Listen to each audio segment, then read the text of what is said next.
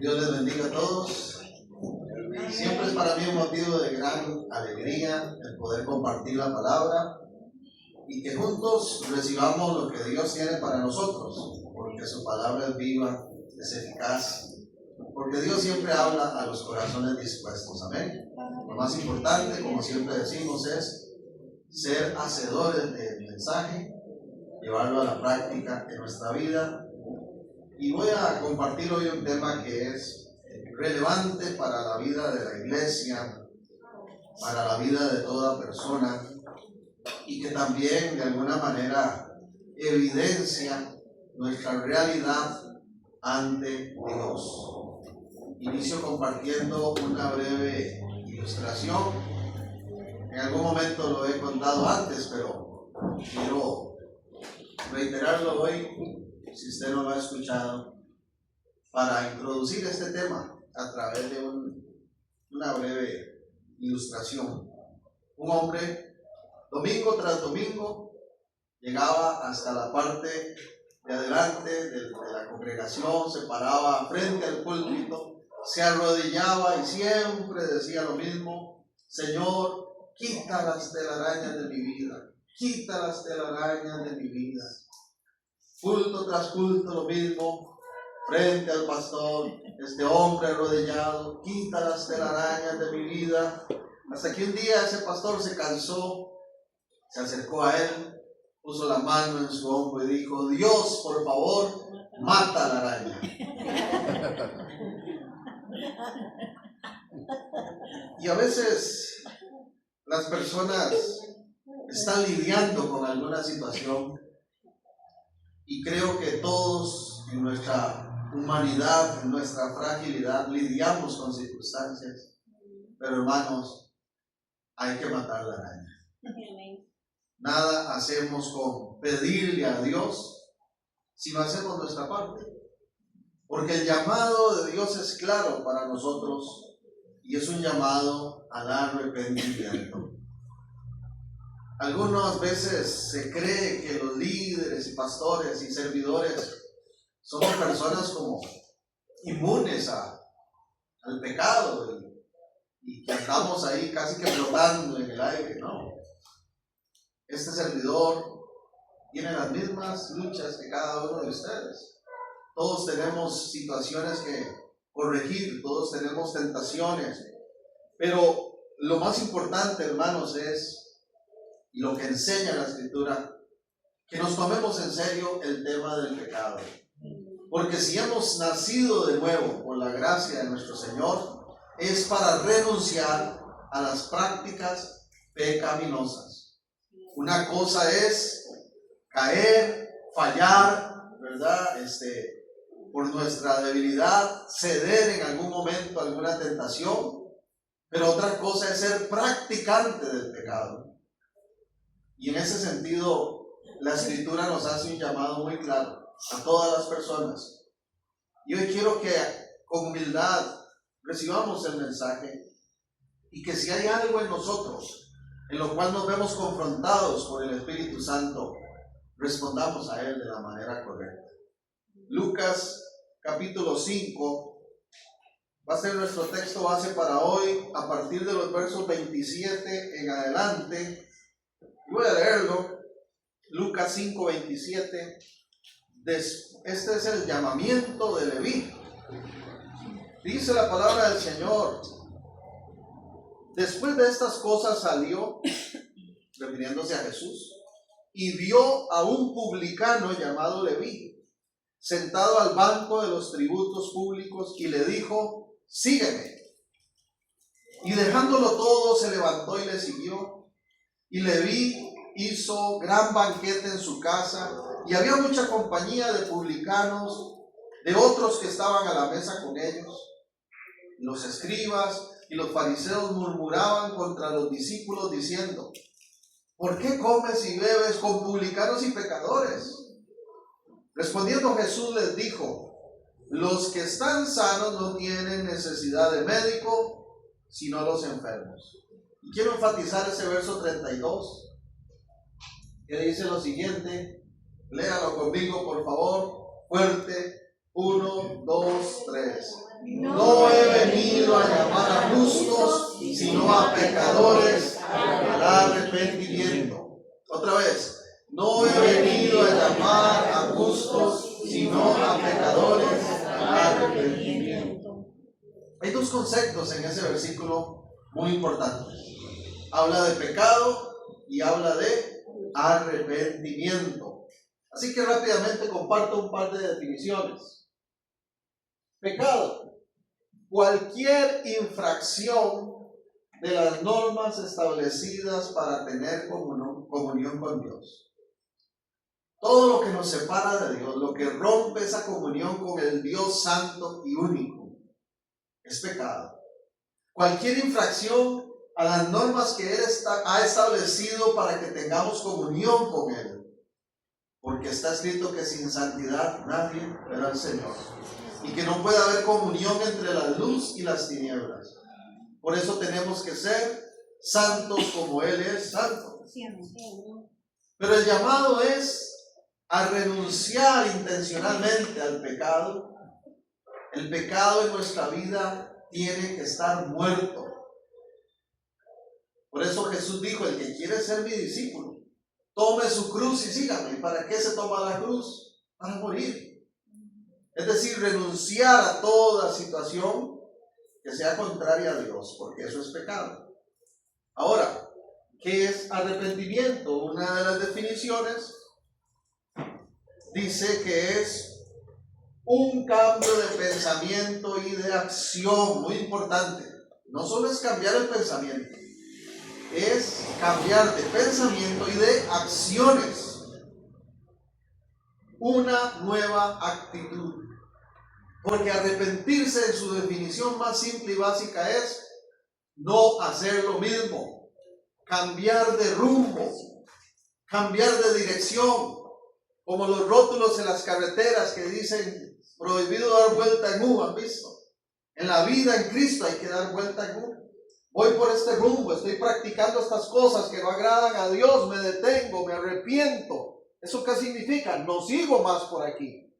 Me vuelvo en U y voy hacia la santidad. Eso es arrepentimiento. Pero el arrepentimiento implica acción. Proverbios 28:13 dice, voy a buscar un momentito para no decirlo de memoria.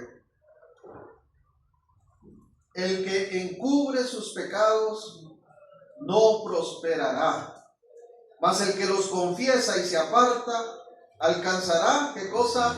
Misericordia. La Biblia es muy clara respecto al pecado. Cuando pretendemos encubrir el pecado, encubrir es tapar, es ocultar. ¿Para qué queremos ocultar un pecado? ¿Qué significa ocultar una práctica pecaminosa? Significa que no hemos renunciado, que no hemos muerto a ella, que todavía tiene un lugar en nuestra vida, porque cuando ya la práctica ha sido sacrificada, muerta, ya no hay que ocultar nada, ya no nos estorba más. El que encubre el pecado no va a prosperar. Y es tremendo, hermanos, cómo la palabra no falla. Cuando las personas están practicando el pecado intencionalmente, no prosperan. No prosperan. Pero dice además, y esa es la buena noticia, el que lo confiesa y se aparta, alcanza misericordia. Porque Dios es un Dios de misericordia. Porque Dios sabe que nosotros no somos perfectos. Porque Dios sabe que fallamos. Y tiene misericordia que proporcionarnos cuando nos arrepentimos y cuando confesamos nuestras faltas. Ve incluso el 14. Bienaventurado, o sea, dichoso el hombre, la mujer, que siempre teme a Dios. No temor de miedo, temor de reverencia. Mas el que endurece su corazón caerá en el mal.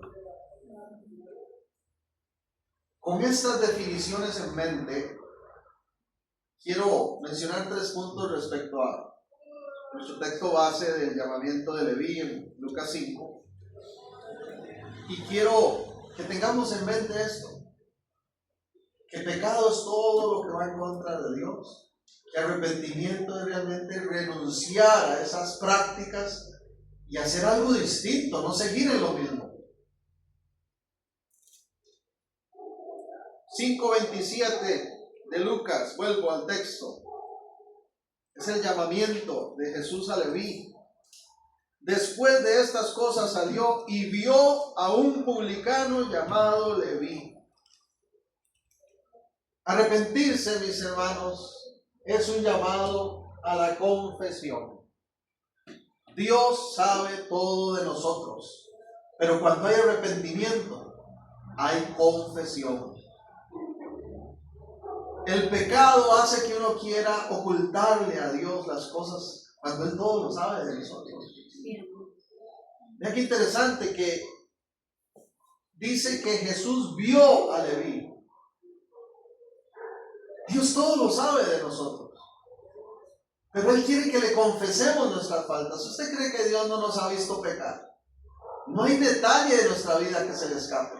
Entonces no tiene ningún sentido endurecer el corazón y no confesarlo. Jesús ve al publicano. ¿Qué es un publicano? Un publicano es una figura grotesca. En el contexto de Israel es una persona rechazada. Es una persona no grata. Porque un publicano no es otra cosa, o era otra cosa, más que un judío que trabajaba para el imperio romano cobrándole impuestos a sus hermanos. Entonces, estas situaciones de estos recaudadores de impuestos se caracterizaban ellos por ser, diríamos hoy, choriceros. Cobraban de más, vivían en lujos a costillas de su propio pueblo. Entonces eran odiados, eran ladrones. Y el Señor ve a Leví, que es un publicano, y lo llama, lo elige para ser uno de sus discípulos. Impresionante. Yo, reflexionando en esto de la mirada de Jesús, de aquel que sabe todo de nosotros, anoté lo siguiente. Jesús vio a Leví sentado sobre la mesa donde cobraba los impuestos. La pregunta sería, ¿sobre qué mesa nos ve sentados hoy a ti y a mí? ¿Sobre qué mesa? ¿Sobre qué práctica? ¿Qué estamos accionando en nuestra vida? Y que Jesús lo ve y lo conoce. Leví no tenía nada con qué impresionar a Jesús. Jesús todo lo sabía de él. Y lo agarró ahí en el acto, cobrando impuestos y seguro, ¿verdad? Echándose para su saco. ¿Sobre qué mesa estamos sentados ante Jesús? ¿Qué estamos practicando en este momento? ¿Es algo que ofende la santidad de Dios o es algo que realmente le agrada? Es la pregunta. El ser humano tiene la tendencia a evitar la confesión de sus pecados, a pretender ocultar las prácticas como si Dios no se diera cuenta de todo. Y eso, hermanos, empieza muy atrás, desde Adán y Eva. En Génesis capítulo 3 hay una doble tendencia expresada. Cuando el ser humano cae en tentación y desobedece a Dios comiendo de la fruta que le dijo que no comiera, ¿cuál es la tendencia que nos enseña ese texto? Por un lado está la tendencia a ocultarnos, a pretender mantener en secreto el asunto. Porque lo primero que hacen Adán y Eva cuando pecan es que intentan ocultarse ahí entre los árboles. Esconderse de Dios. Imagínense qué tontera. ¿Habrá un lugar donde Dios no pueda vernos? No tiene sentido. Pero el pecado, discúlpeme, lo embrutece aún. Y lo hace hacer cosas tontas, como pretender ocultarse de Dios. Y la segunda tendencia que tiene el ser humano y que desde Adán y Eva se ve, es culpar a los demás por nuestro propio pecado. ¿Dónde estás, Adán? ¿Por qué te escondías?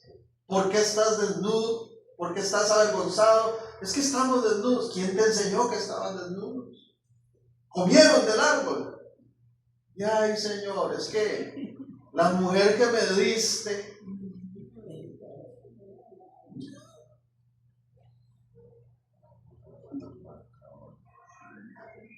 ¿qué será? Que Eva agarró a Adán y le abrió la boca.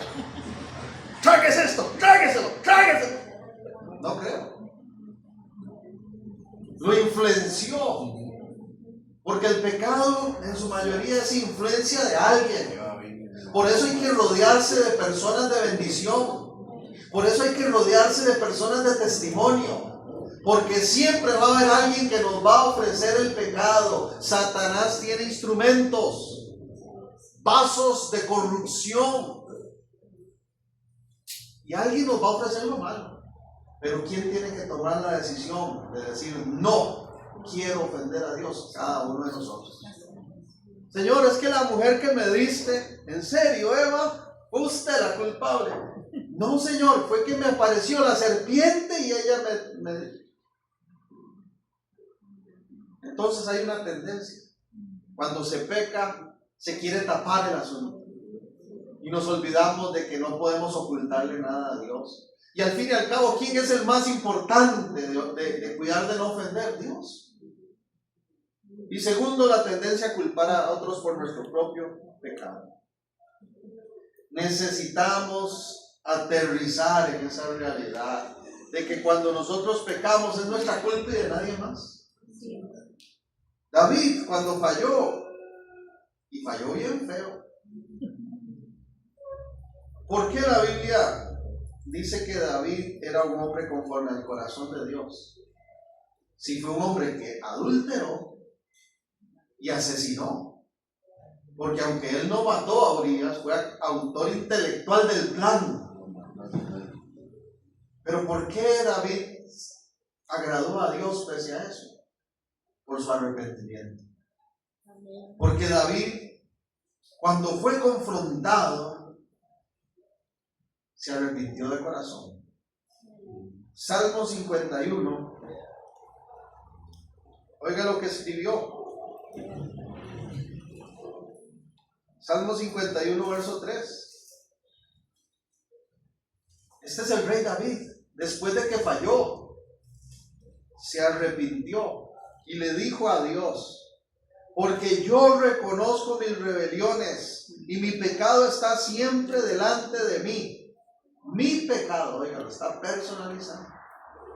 Contra ti solo he pecado y he hecho lo malo delante de tus ojos, para que seas reconocido justo en tu palabra y tenido por puro en tu juicio. Contra ti he pecado. Delante de ti están mis rebeliones. David no dijo: Señor, es que me obligaron a hacer esto, ¿no? Él reconoció su pecado. Así funciona el verdadero arrepentimiento. El arrepentimiento es un llamado a la confesión. Y hasta que no confesemos nuestros pecados ante Dios, vamos a estar en problemas. Porque al fin y al cabo ya Dios lo conoce, pero Él quiere que nos humillemos y le digamos. A veces, hermanos, hacemos, discúlpenme la expresión, oraciones mediocres. Señor, si en algo te he fallado, perdóname. No, eso no es válido. Señor, perdóname porque murmuré contra mi hermano. Señor, perdóname porque me robé esto, hice tal negocio y no fue correcto. Señor, perdóname porque incurrí en tal pecado de rebeldía. Ser puntuales, confesar la falta es el primer paso para la liberación, para la victoria sobre el pecado, para el arrepentimiento genuino. Pero volviendo a Lucas 5, dice el verso 28, que cuando Jesús llamó a Leví, a pesar de todo lo que sabía que Leví estaba haciendo, ¿por qué lo llamó? Porque Jesús conoce en el fondo todas las cosas. Yo creo que el Señor sabía la respuesta que este hombre iba a tener. Porque dice el verso 28 que Leví, dejándolo todo, se levantó y le siguió. Repito, dejándolo todo, se levantó y le siguió. Arrepentirse, mis hermanos, en segundo lugar, así como un llamado a la confesión, es un llamado a la radicalidad. ¿Y qué es ser radical? Es ser tajante, es ser cortante, es cortar de lleno con toda práctica pecaminosa. El peor error que puede cometer una persona que está practicando un pecado es pretender vencer al pecado dejándolo a poquitos. Así no funciona. Así no funciona. El adicto que dice, me estoy haciendo 10 piedras al día, voy a empezarme a hacer 5, no sale de la droga. Va a seguir esclavo. El alcohólico que dice, me estoy tomando 1 litro de guaro cada día, me voy a tomar solo una pachita, no sale. No sale. Porque las cosas hay que romperlas de lleno. Y el llamado del arrepentimiento es radical, mis hermanos. Es radical. Dice que Leví, dejándolo todo, se levantó y siguió a Jesús. No dice Leví, le dijo, está bien Jesús, te voy a seguir. Y siguió haciendo sus chorizos y cobrando más de la... No. Renunció por completo. Ya nunca más fue conocido como el publicano Leví. Nunca más. Como pasó con Zaqueo también, recuerdo. Radicales. Radicales, dejar todo, como lo hizo Leví. Cuando Dios deja en claro nuestro pecado, porque Dios nos confronta. No existe uno solo de nosotros que diga, ay Dios, no sabía que eso era malo. Mentira. Mentira. Lo sabemos. Lo sabemos. Y cuando nos vemos confrontados con Dios, ¿qué hay que hacer? Arrepentirse.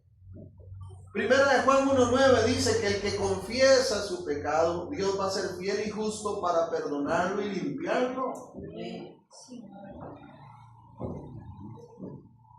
Pero cuando Dios nos confronta respecto al pecado, respecto a algo que no le agrada en nuestra vida, y lo seguimos haciendo, ¿sabe cómo se llama eso? Rebeldía. Y la rebeldía es algo terrible. Porque la rebeldía desata la ira de Dios. ¿A qué sigue? Bueno, ese ya lo leímos. No, perdón, ese no lo leí. Lucas 9:62. Jesús dijo, ninguno que poniendo su mano en el arado mira hacia atrás es apto para el reino de Dios. Eso es un ejemplo de ser radical. Porque el arado era un instrumento, el ejemplo que está poniendo Jesús era un instrumento para la siembra y la cosecha. Entonces tenía unas agarraderas ahí muy particulares. Y el arado iba haciendo un carril, una zanja en el suelo para depositar la semilla. Pero ¿qué era lo importante? Que el que pusiera la mano siguiera siempre hacia adelante. Porque si el que pone la mano en el arado empieza a decir, mira, ajá, mira, cuando se da cuenta de ese camino quedó. Sí. No se puede mirar atrás si se está arando la tierra. Eso es ser radical. Si yo digo, Señor, quiero hacer tu voluntad, quiero agradarte, vengo ante ti agradecido por toda tu obra en mi vida. Y no soy perfecto, pero mi compromiso es ir adelante. Renuncio a mi vida pasada, renuncio a lo que no te agrada, me tomo con fuerza y camino hacia adelante. Pero si miro hacia atrás, es que qué tal serán aquellos tiempos, ¿verdad? Qué bueno aquel ambiente. Porque el pecado es engañoso, se disfruta. Jesús dice, el que pone la mano no puede mirar atrás, porque no es apto para el reino. Eso es ser radical. ¿A qué sí? La rebeldía desata la ira de Dios. ¿Y sabe qué es lo peor, hermanos? Es cuando ya hemos sido confrontados, cuando ya Dios nos ha hablado, cuando el Señor ya nos ha dejado claro, esto que estás haciendo no me agrada, y lo seguimos haciendo y seguimos haciéndolo. Esa rebeldía, hermano, desata la ira de Dios, porque ya no hay excusa. No hay excusa. No es lo mismo el niño que mete los dedos en el tomacorriente por primera vez. Él no sabía que se iba a pasar electricidad por su cuerpo. Pero otra cosa es seguir metiendo el tenedor en el toma, cuando ya sabemos que nos va a dar un toque. Esa rebeldía ofende a Dios. Y cuando Dios habla y ha dejado claro, este no es lo que quiero para ti, no me está agradando lo que estás haciendo, en su misericordia nos da oportunidad, usa incluso personas, usa palabra, usa cuanta cosa puede el Señor usar para llamarnos al arrepentimiento, pero llega un momento que por la rebeldía desata su ira. Y con Dios no se juega. Y mi obligación es tocar temas como estos, aunque no son populares ni agradables,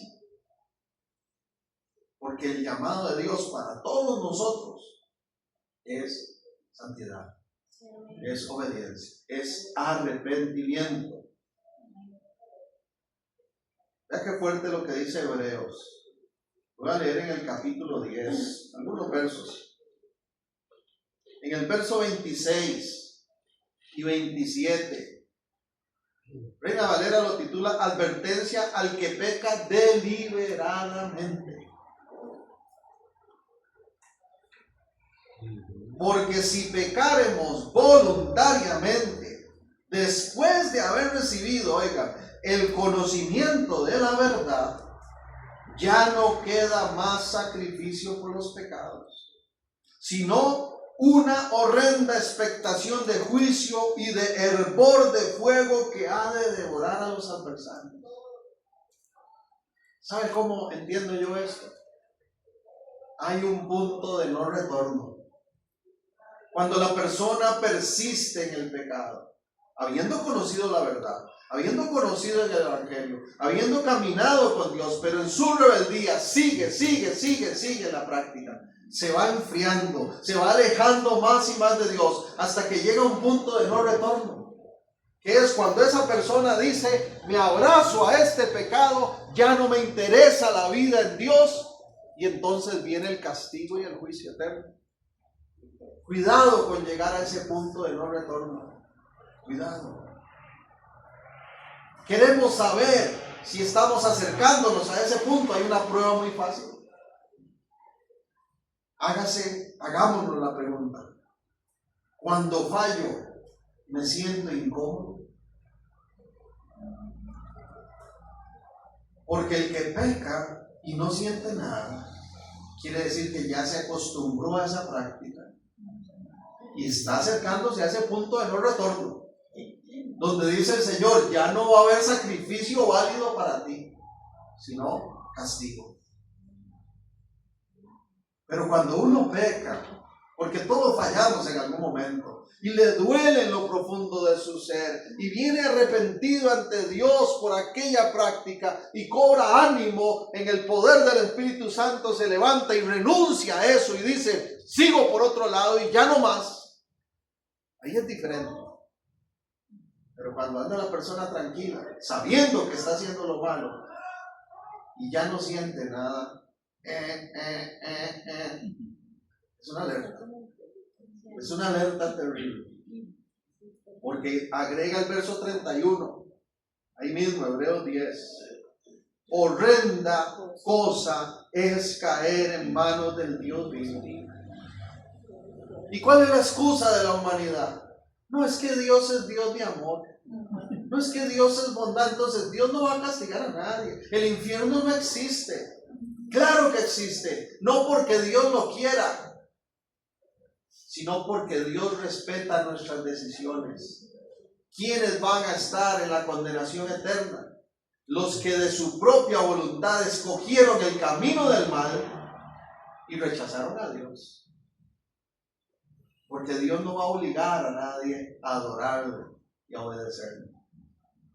Él dijo, pongo desde muy antes en el Antiguo Testamento, el libro de Deuteronomio, le dijo a Israel, pongo ante ustedes la bendición y la maldición. Escojan, no los obligo, ¿cómo quieren vivir? Pero recuerden que si eligen el mal, es la peor decisión que pueden hacer. Porque yo les ofrezco bendición y vida eterna. El maligno les ofrece condenación y muerte. Porque al principio todo se ve muy bonito. Porque al principio todo es agradable, pero luego vienen las consecuencias. Se pasa la factura de las malas decisiones. Y Dios es tan misericordioso, hermanos, que a veces hasta de las consecuencias nos libra en gran grado. Pero cuando hay rebeldía, ahí no hay más que juicio. Horrenda cosa es caer. Otras versiones dicen, terrible cosa es caer en las manos del Dios vivo. Terrible. Porque con Dios no se juega. Y hay personas que están jugando con Dios. Porque le han creído a la tradición, porque le han creído al dicho popular del que peca y reza empata. Entonces voy y peco, y ahora después de que pequé, rezo. O sea, hago una oracioncilla y ya empaté. Pero todavía no he borrado de mi agenda la práctica. Tengo programado que voy otra vez a ir a pecar, no importa. Vuelvo y me arrepiento de nuevo. Cuidado, y nos sorprende la muerte antes de la arrepentimiento.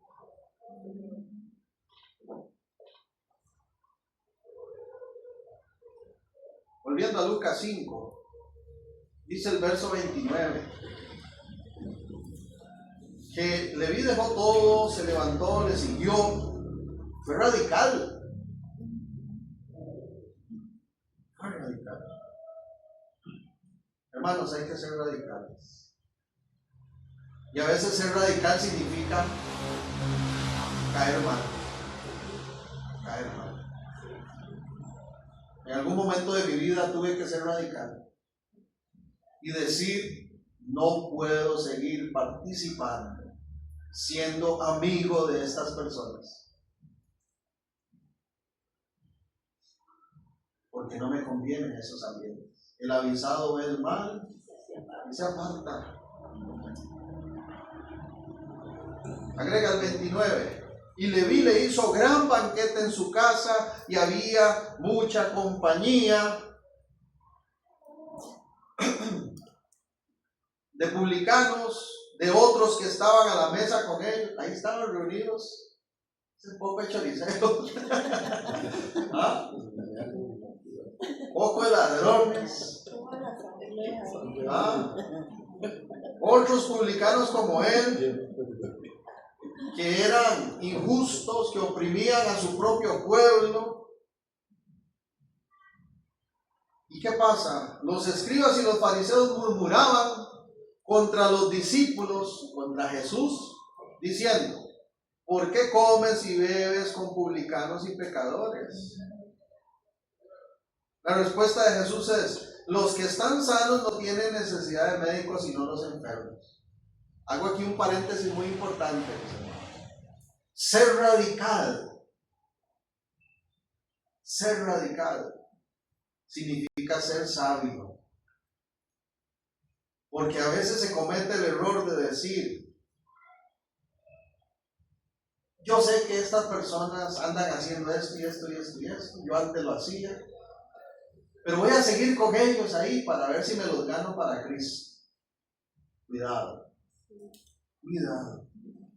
Hace poquito en algún lugar observé de una gente en Brasil que se les ocurrió a un grupo de hermanos empezar a visitar un prostíbulo para pagarle a la prostituta 1 hora de su tiempo y evangelizarla. Y por un lado muchos aplaudieron la acción. Y al inicio parecía que estaba funcionando el asunto. Hasta que alguien empezó a ver la prostituta más bonita de la cuenta, muy simpática, y se le olvidó que estaba en ese cuarto para evangelizar, y terminó incurriendo en adulterio, en fornicación. El avisado ve el mal y se aparta.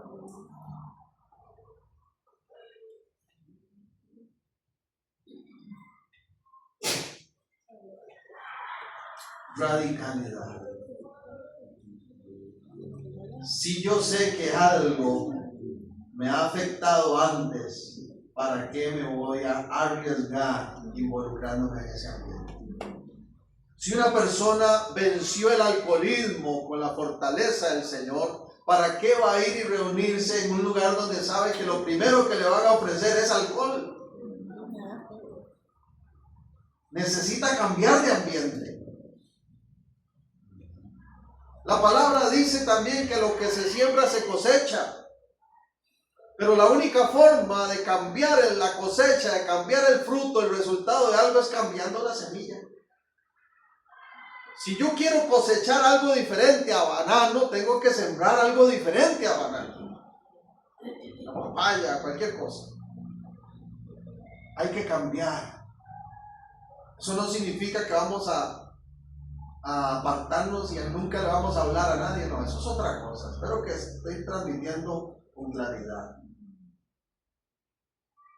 Hay amistades de mi juventud que yo abiertamente les he dicho, miren, ustedes saben que yo he decidido entregar mi vida al Señor, servirle por completo, pero si algún día necesitas de una oración, de un consejo, de un apoyo, de un amigo que quiere expresarte el amor de Dios, cuente conmigo. Pero a mí no me llaman para ir a un fiestorón allá, con mujeres, ¿no? Que ellos saben de mi decisión. Entonces dice el verso 32 que los que están sanos no tienen necesidad de médicos sino los enfermos. Porque la buena noticia es que Jesús no vino buscando gente perfecta. Él sabe que estamos enfermos. Todos nacemos con la enfermedad del pecado. Todos. Pero ¿qué dijo Jesús? Verso 32. Que no ha venido a llamar a justos, sino a pecadores al arrepentimiento. No es que Jesús dijo, yo sé que son débiles, yo sé que todos fallan, y sigan así, pobrecito, no. Él nos confronta, dice, les llamo a arrepentirse, y arrepentirse es renunciar a toda práctica pecaminosa. Llamar a los justos. Entonces yo puse en tercer lugar, que arrepentirse es un llamado a la justicia. ¿Por qué? Porque Cristo nos justifica para vivir en justicia. Vea qué amor tan grande del Señor, que nos llama a la justicia, pero no dice, justifíquense solos. Él dice, yo quiero justificarlos para que ustedes ahora sean justos y sigan viviendo, practicando la justicia. Dos textos muy puntuales. ¿Quién es el que nos justifica? Romanos 5:19, ahí lo puse también. Porque así como por la desobediencia de un hombre los muchos fueron constituidos pecadores, así también por la obediencia de uno los muchos serán constituidos justos. ¿Quién es ese uno? Jesucristo. Por su obediencia, por su justicia, Él ahora nos presenta justos ante el Padre. Pero ¿para qué nos justificó? Para que seamos como el chancho que lo bañan y otra vez va y se revuelca en el charco. No, para que vivamos una vida diferente. nos justificó, nos presentó justos para que vivamos en justicia. Eso es lo que dice 1 Pedro 2:24. Él mismo en su cuerpo llevó al madero nuestros pecados para que muramos al pecado y vivamos para la justicia. El pecado, ¿cómo tiene que estar? Muerto. ¿Sabe cuál es el problema? Que todavía estamos en un mundo afectado por la caída. Todavía hay presencia de pecado. Y por eso es que somos tentados, y por eso es que fallamos, y por eso es que el Señor nos llama al arrepentimiento. Pero va a llegar un día en que el reino del Señor se establezca en plenitud, cuando Él cumpla su promesa y vuelva y nos libra ahora sí de la presencia del pecado. Ya no va a haber presencia del pecado, ya no vamos a lidiar con tentaciones, ya no vamos a lidiar con prácticas pecaminosas, pero mientras tanto es una realidad. Y entonces tenemos que responder a Dios con compromiso fiel. Si Él me justificó es para que yo viva en justicia. Y justicia es sinónimo de rectitud. Los hijos de Dios vivimos vidas rectas. No ante el mundo, ante Dios. Porque el mundo cree que es una locura lo que estamos haciendo.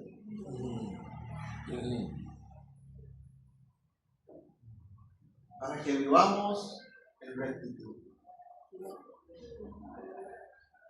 Yo no sé si mientras yo he estado compartiendo este mensaje, alguien tal vez está pensando, qué raro, esto parece como un mensaje evangelístico. ¿Por qué el pastor traer algo a nosotros que tenemos años en el evangelio? Porque precisamente los justos practicamos la justicia. Y porque precisamente el maligno quiere hacer que los justos dejemos de practicar la justicia y que volvamos a las prácticas pecaminosas de antes. Y a todo lo que no agrada al Señor. Y porque tenemos que ser honestos, hermanos. Yo en el ministerio he aprendido a no pasar por alto nada. Porque también dentro de las iglesias hay adulterio, hay fornicación, hay mentira, hay maldad, hay una serie de prácticas que no agradan al Señor. Y lamentablemente hay creyentes que están chineando esas prácticas en su vida y llevan años y años y años en lo mismo. Pero como el que peca y reza empata. Entonces vengo a la iglesia, hago culto, canto alabanzas. Pero eso es domingo. El miércoles estoy citado para hacer tal cosa mala. No me malinterpreten, hermanos. Yo no vine aquí a señalar a nadie. Ni vine aquí a presentarme como don Germán perfecto, infalible. No. Todo lo contrario.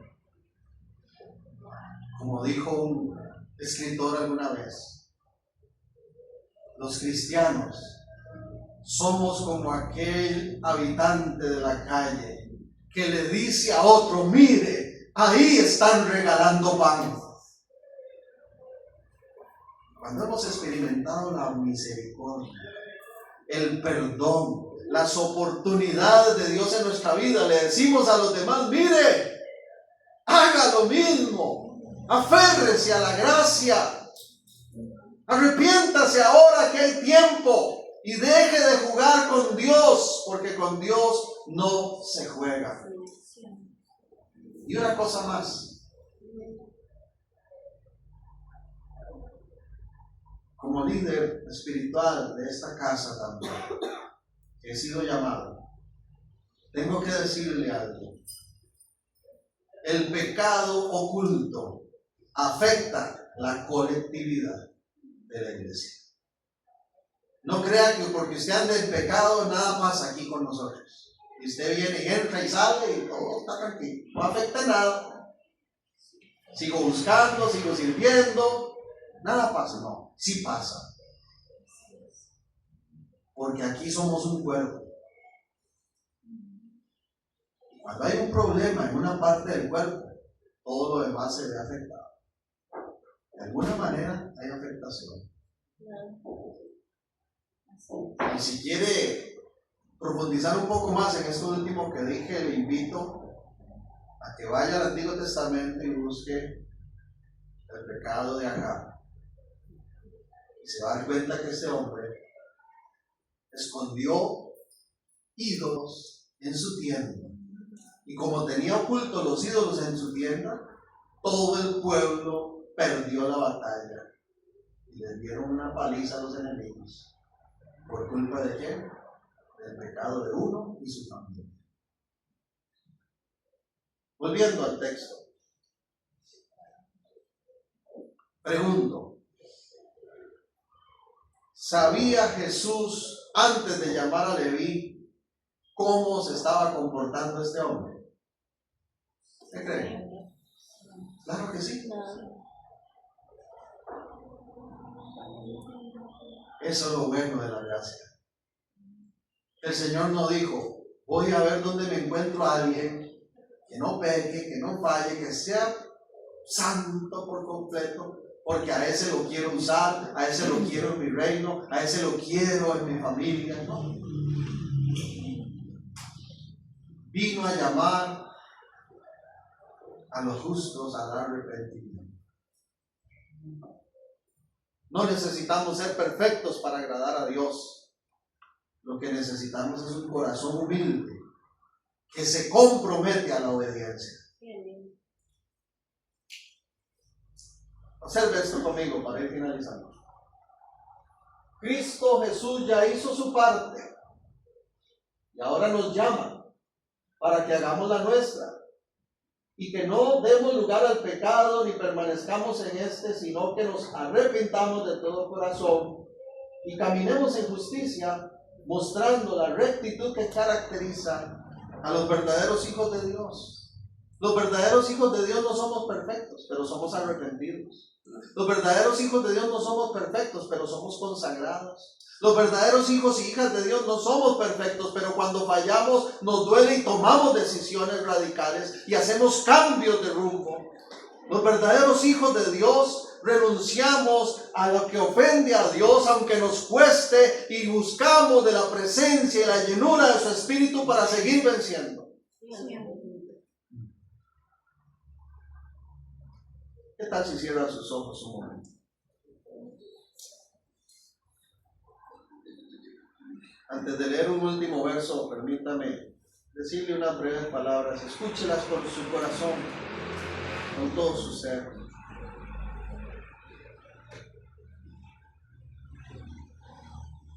Hablo a las personas imperfectas. Hablo a cada uno de nosotros que seguimos necesitados de Dios. ¿Has pecado recientemente? Dios te llama a confesar puntualmente tus faltas, tus pecados ante Él. ¿Le has fallado a Dios? Ya Él lo sabe y lo sabía desde antes. Hoy tienes la oportunidad de ser radical. Rompe con todo aquello que está ofendiendo la santidad de Dios en tu vida. Rompe con todo aquello que te está ocasionando más dolor y te está hundiendo en mayor desesperanza. Aférrate a lo que has escuchado y recibido antes. Aférrate a la palabra de verdad. Corre a los brazos del Cristo que no te rechaza, que te ama, que te espera para restaurarte. Pero comprométete a no conformarte al pecado. Renuncia a toda práctica en tu vida. Muestra un arrepentimiento genuino. No dejes pasar esta oportunidad. Ahí con sus ojitos cerrados, un momento más. No necesitamos escuchar a nadie. Ahí usted en el silencio con Dios. ¿Tiene algo de lo cual arrepentirse? Este es el momento. Vamos. Dígalo, expréselo. No diga como a veces decimos, si en algo te fallaron. No, diga en lo que falló. Ya Él lo sabe de por sí. Pero ese es el primer paso para la restauración y el levantamiento. Confiese su pecado. ¿Tienes algo para confesar? ¿Hay algo, un área en tu vida que te ha estado costando? ¿Hay algo en lo que has sido reiterantemente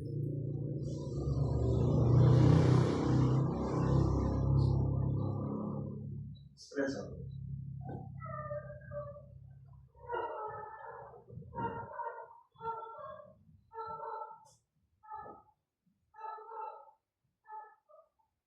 Después de la confesión, el llamado de la radicalidad. Ahí donde usted está, diga, ahora Señor, ya que confesé lo que está mal, delante de ti quiero comprometerme a ser radical, a cortar de lleno con todo aquello que me conecte a eso que sé que te ofendió.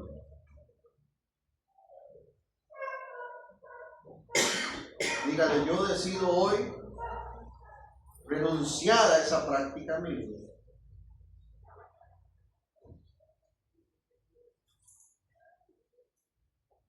Por eso vengo a ti, porque la victoria no está en mí mismo. La victoria está en tu fuerza y tu poder.